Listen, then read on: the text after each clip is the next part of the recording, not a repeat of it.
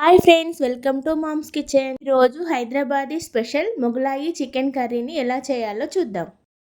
దీనికోసం half KG chicken తీసుకొని శుభ్రంగా కడుక్కొని ఒక కప్పు పెరుగు, ఫ్రైడ్ ఆనియన్స్, కారం, ధనియాల పొడి, పసుపు, అల్లం వెల్లుల్లి పేస్ట్, టేస్ట్కి సరిపడిన ఉప్పు వేసుకొని చికెన్ పీసెస్కి బాగా మసాలా అంతా పట్టేలా కలుపుకొని మూత పెట్టి పక్కన పెట్టుకోవాలి. ఇప్పుడు కర్రీలోకి మసాలా ప్రిపేర్ చేసుకుందాం. దీనికోసం ఒక ప్యాన్ పెట్టుకొని వీడియోలో చూపించిన హోల్ గరం మసాలాలన్నీ వేసుకొని వేయించుకోవాలి. ఈ మసాలాలన్నీ చల్లారిన తర్వాత మిక్సర్ జార్లో వేసుకొని మెత్తని పౌడర్లా చేసి పక్కన పెట్టుకోవాలి. ఇప్పుడు ఒక ప్యాన్ పెట్టుకొని అందులో 2 టేబుల్ స్పూన్ల ఆయిల్ వేసుకొని ఆయిల్ హీట్ అయినాక ఒక కట్ చేసి పెట్టుకున్న ఉల్లిపాయ, బగారాకు వేసుకొని గోల్డెన్ బ్రౌన్ కలర్ వచ్చేంత వరకు ఫ్రై చేసుకోవాలి.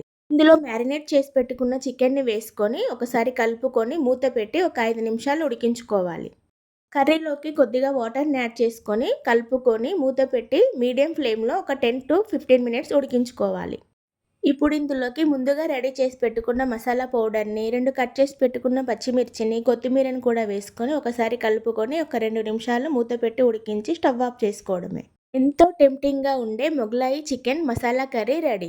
ఫ్యామిలీ గ్యాదరింగ్స్కి, ఈవినింగ్ డిన్నర్స్కి పర్ఫెక్ట్ రెసిపీ కనుక మీకు నచ్చినట్లయితే డూ లైక్, షేర్. ఇలాంటి మరిన్ని రెసిపీస్ కోసం మామ్స్ కిచెన్ని సబ్స్క్రైబ్ చేసుకోండి. Thanks for watching.